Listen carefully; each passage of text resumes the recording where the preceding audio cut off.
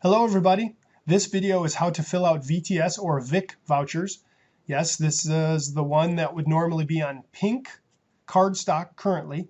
And these vouchers, even though it's shown here on white, when they come back from the printer, they will be on pink paper. So that'll be real easy for you to know that those are the VTS charges. You should have already watched the Introduction to Vouchers video that we have made available to you. That explains in great detail how things work on these new vouchers. Okay, let's get started. On the left side of the voucher here, we have a couple of things that are kind of unique.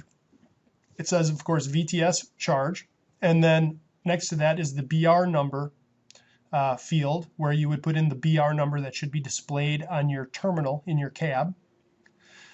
Next to that is total no-go. You would only check off this box if none of your students went, whether it's an AM trip or a PM trip. If none of them went, you'd check off total no-go. You still want to write in the from and the to of what your stops would have been, just to help in case there's any questions, or if, let's say, you got the BR number wrong when you wrote it in. So you'd still want to put in the from and the to, but you'd cross off total no-go.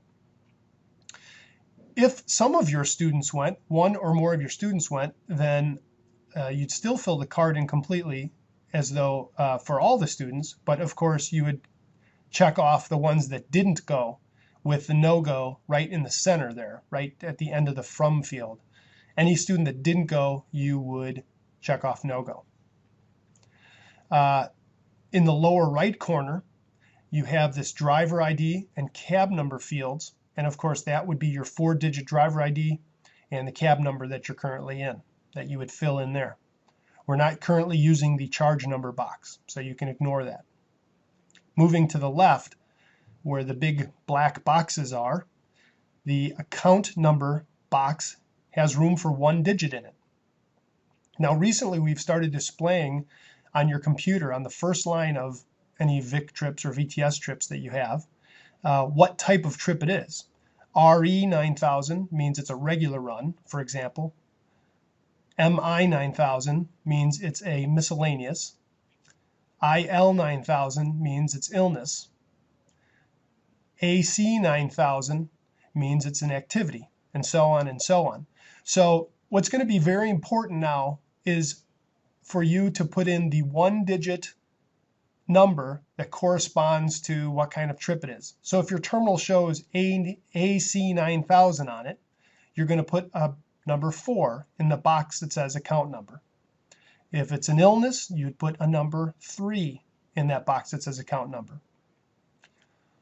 Also, something new on these vouchers is there's a specific area here where it says fare number, where you're going to put in the 6-digit fare number that's also being shown now on your computer in your car.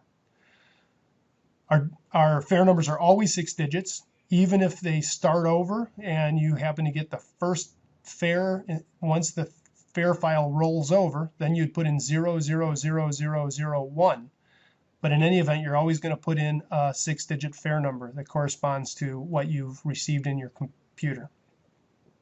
Moving to the right side of the voucher, this is identical to what we've shown you on the other vouchers, on the general vouchers.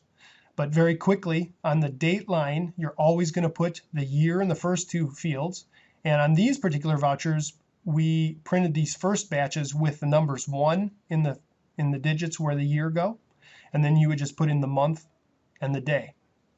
And then the time, as we explained to you on the other video, you put in the time of day the trip ran, and then whether it's in the morning or in the afternoon. And then where it says amount on meter and total, you'd put in those 2 boxes, you'd put the same number, and that will be the rate of the trip.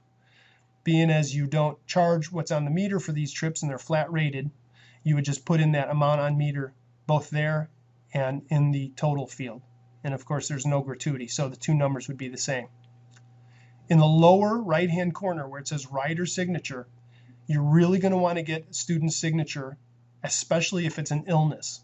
That's something that we have not always followed strictly, but every once in a while the VICC office tells us we're not doing things properly by not having the student sign for an illness.